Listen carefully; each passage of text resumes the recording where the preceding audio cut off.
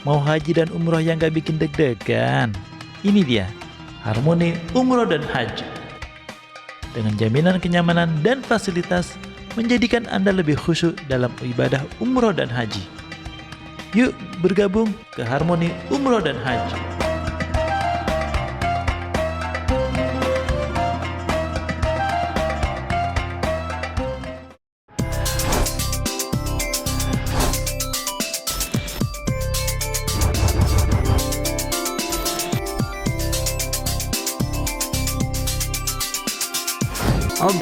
Obrolan aktual.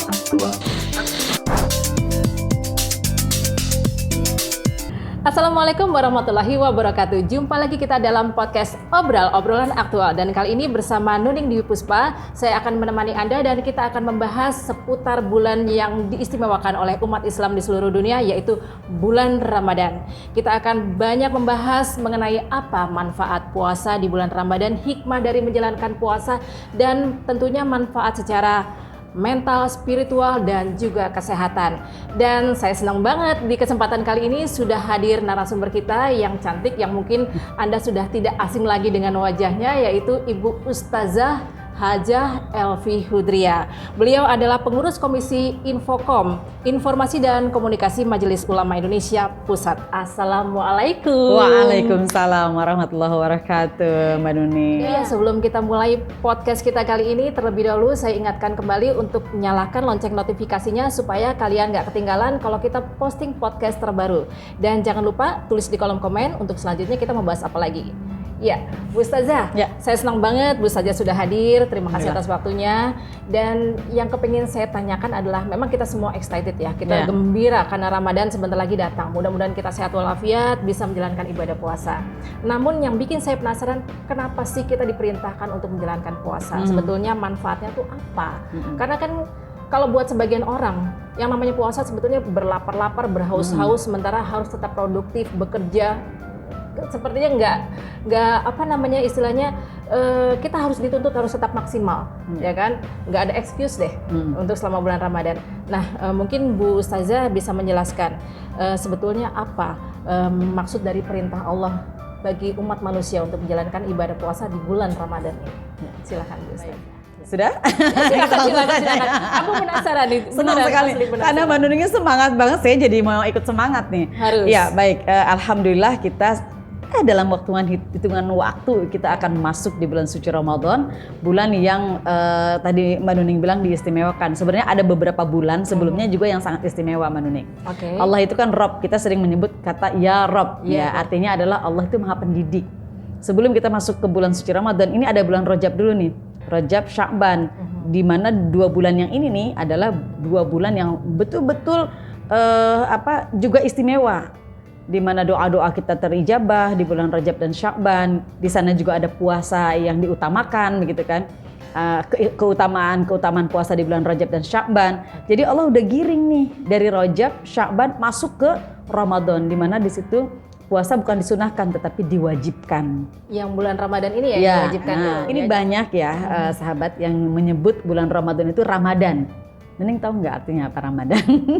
Apa ya? Tadi kita ngobrol-ngobrol apa ya? Coba deh Bu Ustazah yang menjelaskan deh. Sebenarnya ini Ramadan dengan Ramadan itu beda. Kalau kita menyebut dengan maksud bulan puasa adalah bulan Ramadan, yang artinya adalah bulan pembakaran dosa. Bulan pembakaran dosa. Di bulan 1 bulan Ramadan itu adalah kita bulan pembakaran dosa. Okay. Sementara Ramadan adalah sakit mata yang parah. Ya Allah. Bulan sakit mata. Jadi kalau alhamdulillah kita sudah masuk bulan Ramadan, bulan sakit mata parah berarti. Jadi mulai hari ini sahabat jangan salah kaprah lagi ya untuk menyebut kata Ramadan dengan Ramadan. Walaupun mungkin katanya di bahasa Indonesia kan ya disesuaikan dengan ejaan bahasa Indonesia, tetapi kalau di bahasa Arab itu kan salah huruf aja itu beda arti. Iya. Contoh lain mau? Contoh lain apa? Misalnya kolbu dengan kalbu. itu beda. Kolbu adalah hati nurani, kalbu itu anjing. Kau ada dalam kalbuku, kau ada dalam anjing. Kalbun tuh anjing. Oke. Menarik sekali ini. Iya benar. Jadi kita mungkin boleh belajar sedikit-sedikit ya soal perbedaan pengucapan ya untuk memang sih orang bilang kita kan bukan orang Arab, Iya. tetapi akar kata dari kata ini adalah akarnya dari bahasa Arab. Sehingga jangan sampai salah arti gitu. Nah, saya senang sekali dengan pertanyaan tadi, kenapa sih Allah memerintahkan kita untuk puasa gitu ya? Iya, memang kita tahu ya bahwa perintah untuk berpuasa di bulan suci Ramadan itu kan ada di dalam rukun Islam. Betul. Tapi kenapa kok masuk di dalam rukun Islam yang berarti kita kan wajib untuk melaksanakan Betul. itu? Silakan Bu Ustazah. Dan memang perintah ini memang ada di dalam Al-Qur'an. Bahwa puasa ini kan sebenarnya bukan hanya umat Islam yang disuruh puasa. Umat-umat terdahulu tuh semua diperintahkan berpuasa. Umat Nabi Ibrahim, Nabi Musa, Nabi Isa itu semua diperintahkan berpuasa. Makanya ayatnya begini, Bismillahirrahmanirrahim. Surah Al-Baqarah ayat 183. Bismillahirrahmanirrahim. Ya ayyuhalladzina amanu kutiba alaikumusiyam kama kutiba alal ladzina min qablikum la'allakum tattaqun.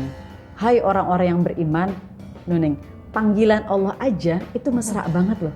Hai orang-orang yang beriman, bukan hai manusia. Kalau hai manusia, hei siapa aja gitu kan. Tapi Allah tuh manggilnya hai orang-orang yang beriman. Jadi yang dipanggil yang beriman. Yang nggak mau puasa itu artinya dia nggak terpanggil gitu. Sorry motong. Hai orang-orang yang beriman, Allah aja mesra banget panggil kita Iya. ya. Nah, kita manusia apa kabar? Sini lu. Nah ini bedanya kehalusan bahasa yang disampaikan oleh Allah Subhanahu Wa Taala ini kepada orang-orang yang beriman, terkhusus untuk ibadah puasa ini. Hai orang-orang yang beriman, diwajibkan atas kamu berpuasa sebagaimana diwajibkan atas orang-orang sebelum kamu. Orang-orang sebelum kamu itu artinya umat-umat sebelum Nabi Muhammad. Gitu yang loh. berarti mereka itu belum beragama Islam, begitu? Iya, artinya umat bukan belum beragama Islam. Artinya umat-umat terdahulu yang juga bertauhid kepada Allah itu diperintahkan untuk menjalankan ibadah puasa. Untuk apa? La'allakum tattaqun. La'allakum tattaqun, untuk supaya kamu itu bertakwa. Nah, lalu kemudian penjelasan takwa itu sendiri kan nggak langsung pada ayat tersebut ya. Ada di ayat yang berikutnya. Jadi kalau di dalam Al-Quran itu dalam kita menerjemahkan makna dari satu ayat, ada yang namanya munasabah antara ayat dengan ayat, munasabah antara surat dengan surat. Nah kebetulan di surat ini penjelasan la'allakum tattaqun orang yang bertakwa, coba kita bisa lihat di surah Al-Baqarah ayat ketiga ya. Ayat pertamanya kan alif lam mim dzalikal kitabu la raiba fihi hudal lil muttaqin ya. Alladzina yu'minuna bil ghaibi wa yuqimunas sholata wa mimma razaqnahum yunfiqun. Ini penjelasan nih tentang orang bertakwa, yaitu orang-orang yang menginfakkan hartanya di jalan Allah. Alladzina yu'minuna bil ghaibi. Yang pertama adalah orang yang percaya kepada yang gaib dulu. Apa sih yang gaib? Allah, malaikat, surga, neraka, itu yang gaib semua. Kita belum pernah lihat dan belum terlihat gitu kan ya, tetapi ada. Nah itu bagaimana orang takwa itu yakin gitu bahwa oh iya ada Allah, oh iya ada malaikat raqib atid yang selalu mencatat amal-amal kita, sehingga kita selalu merasa di CCTV gitu. Ada CCTV ya, raqib atid di bersama kita. Yang rekamannya nggak pernah meleset ya. Kalau pas diputar lagi ada lagi tuh perbuatannya apa aja. Alladzina yu'minuna bil ghaibi wa yuqimunas sholata wa mimma razaqnahum yunfiqun. Dan orang yang sholat juga menafkahkan hartanya. Antara sholat dengan menafkahkan harta ini kan satu hubungan horizontal dan vertikal, ya kan? Sholat kita hubungan kita dengan Allah, itu mendirikan bukan menjalankan. Apa bedanya mendirikan dan menjalankan? Kalau menjalankan itu Nuning, taktuk menjalankan, dah selesai gitu. Yang penting tapi kalau menggugurkan kewajiban. Nah itu yang sering kali orang kadang-kadang gini, STMJ katanya, sholat terus maksiat jalan. Nah itu yang kita ngeri. Itu yang kita ngeri gitu. Kalau mendirikan, orang akan mengiringnya dengan ketakwaan. Sholat, dia khusyuk, dia menghadirkan Allah, dia tahu bahwa inna sholata tanha 'anil fahsya'i wal munkar. Sesungguhnya sholat itu mencegah dari perbuatan keji dan mungkar. Karena apa? Dia tahu ada CCTV Allah gitu. Jadi sholat amal soleh berjalan, sholat juga berjalan, sedekah berjalan. Jadi ini nggak bisa dipisahkan antara sholat dengan berinfak. Itu harus satu jalan karena hubungan antara manusia dengan Allah Subhanahu Wa Taala. Pada ayat lain dijelaskan dalam surah Ali Imran 133. Wasari'u ila maghfiratim mir rabbikum wa jannatin 'arduhas samawati wal ard u'iddat lil muttaqin. Alladzina yunfiquna fis sarra'i wad dharra'i wal kaziminal ghaiz. Nah, ini juga penjelasan tentang takwa. La'allakum tattaqun tadi. Maka banyak orang begini, gue suruh takwa apa sih? Kan udah sholat gitu kan. Kan udah sholat ya, gue udah takwa dong gitu. Iya. Gue udah ini ngasih sedekah. Nggak sampai di situ. Dalam penjelasan surah Ali Imran ayat 133 itu bahwa alladzina yunfiquna fis sarra'i wad dharra, orang yang menafkahkan hartanya baik di waktu lapang, baik di waktu kaya ya, baik dia gajinya waktu besar. Sebelum Covid kan gaji kita gede ya. Iya betul. Habis Covid kan kita mengeluarkan zakat, infak, sedekah itu sesuai dengan harta yang kita keluarkan. Iya. Tapi begitu kita turun, penghasilan kita turun, sarra'i wad dharra itu ya kita tetap berinfak. Itulah tanda orang yang bertakwa. Aduh, gue nggak punya duit nih. Jangan bilang nggak punya duit. Kita berapapun, kalau ada orang yang lewat di depan kita atau siapapun yang memerlukan bantuan kita, sekemampuan kita bantu. Itu takwa orang yang bertakwa. Itu ciri orang yang bertakwa. Jadi walaupun kita lagi duitnya kepepet gitu, terus ada orang yang butuh, gimana? Ya artinya sekemampuan kita. Kalaupun tidak dengan harta, kita dengan tenaga. Kalaupun tidak dengan tenaga, kita dengan pikiran kita, gitu kan. Artinya kita menjadi khairun nas anfa'uhum linnas. Sebaik-baik manusia yang bermanfaat untuk orang lain. Nah, tidak sampai di situ tadi la'alakum tattaqun. Alladzina yunfiquna fis sarra'i wad dharra wal kaziminal ghaiz. Orang yang menahan amarah.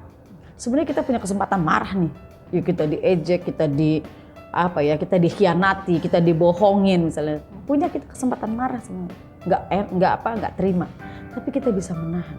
Misalnya saya mau bicara baik-baik aja deh. Misalnya seperti itu, kita mengambil langkah, kita bicara baik-baik. Padahal di situ tuh sudah gejolak marah, berkecamuk marahnya. Kan Nabi memesan kepada kita la taghdab sampai 3 kali. Walakal jannah, maka kamu akan mendapatkan surga. Tapi kan susah ya kita nahan marah ya. Susah lah. Nah, itu dia makanya. Kenapa Allah mengatakan kita la'allakum tattaqun, supaya kita punya kepribadian yang baik. Cuma kan ini perlu proses. Ya kan yang enggak ujug-ujug. Saya juga kadang-kadang masih timbul rasa emosi. Tetapi kan dengan puasa, masuknya puasa, kita dididik sama Allah Subhanahu wa taala. Nah, tidak sampai di menahan amarah, tapi wal afina 'anin nas. Orang yang memaafkan kesalahan orang. Jarang kan orang yang mau secara legowo maafin gitu kesalahan orang gitu ya. Kita menerima gitu kesalahan orang. Tapi dengan puasa kita mencoba untuk belajar memaafkan kesalahan orang. Bagaimana cara belajarnya? Kita mengaca pada diri kita bahwa kita juga sering salah depan orang gitu kan, benar nggak? Iya dong. Nah, bagaimana kalau kita nggak dimaafin? Ya kan itu akan kegantung terus tuh dosa kita gitu kan. Oke, iya memang sebetulnya berat ya memberi maaf dan ataupun meminta maaf itu sama-sama beratnya, gitu kan. Nah sebetulnya yang saya kepingin tanyakan itu kalau kita marah nih ya, pas lagi puasa, emang itu batal nggak sih? Orang yang bilang batal marah gitu kan, gimana nih Bu Ustazah? Selama puasanya itu memenuhi syarat tidak makan, tidak minum, kan syaratnya kan tidak makan, tidak minum, tidak berhubungan di siang hari suami istri, maka sah puasanya. Nah persoalannya, apakah ada pahala yang gugur gara-gara kita ngomongin orang, gibah, ngeliat orang lewat gendut kita omongin, dia orang gendut banget, ngeliat orang kurus, dia orang krempeng amat. Jadi ini mulut nih, refleks ya, iya, karena betul. Mungkin terbiasa. Nah Ramadan adalah bulan tarbiyah, bulan pendidikan, bulan yang ngedidik kita gimana menahan. Karena aslinya saum itu adalah artinya imsak, menahan. Imsak, puasa itu imsak, menahan.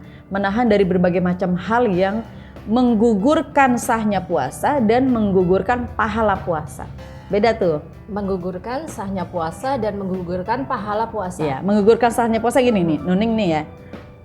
Ada burger tuh kayaknya enak banget tuh gitu. Oke. Nah, Nuning nggak ada orang lihat. Udah dah makan gitu misalnya.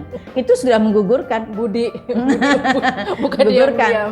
Nah, kalau menggugurkan pahala gimana? Nih, sini nih. Itu loh, Neng. Dia kan hitungannya si itu tuh. Nah, itu menggugurkan pahala puasa karena ghibah. Gitu. Jadi oke. pahala dengan sahnya itu kalau bisa tetap kita pertahankan dari mulai imsak tuh menahan ya. Kalau di Indonesia tuh, kalau di negara lain tuh nggak ada imsak, Oh nggak ada? langsung beduk. Oh langsung Beduk azan subuh? Iya, kalau kita Oh. alhamdulillah loh budayanya luar biasa. Ini kan warisan dari ulama-ulama kita dahulu ya, kata-kata imsak itu. Baik. Bahwa kita kalau awas hati-hati udah lampu kuning gitu loh maksudnya. Udah lampu kuning Siap-siap udah, nih. iya. Kalau seumpama lampu merah gitu kan, kuning siap-siap bentar lagi mau hijau gitu kan. Iya, Kita mau begitu. jalan nih, kan Iya. gitu. Kita mau start puasa. Ya Bu Ustazah, menarik sekali pokok bahasan kita, dan sebelum kita lanjut ke pokok bahasan yang berikutnya, terlebih dahulu saya ingatkan untuk sobat aktual dimanapun berada untuk nyalakan lonceng notifikasinya supaya nggak ketinggalan kalau aktual posting podcast terbaru, dan juga komen di kolom komen Anda mau bertanya tentang apa. Oke? Obrolan aktual. Mau haji dan umroh yang gak bikin deg-degan? Ini dia, Harmoni Umroh dan Haji. Dengan jaminan kenyamanan dan fasilitas, menjadikan Anda lebih khusyuk dalam ibadah umroh dan haji. Yuk bergabung ke Harmoni Umroh dan Haji.